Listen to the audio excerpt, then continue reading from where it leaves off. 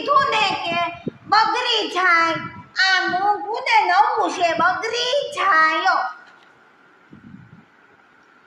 આઈ તો માને પાવડર બગડી જાય, માર મમ્મી પછી કી ખાય આદત ખરસ નહીં. તાર નામ શું છે? તામલી. આ સ્કૂલ ક્યાં આવી? બહુ આગે આગે છે.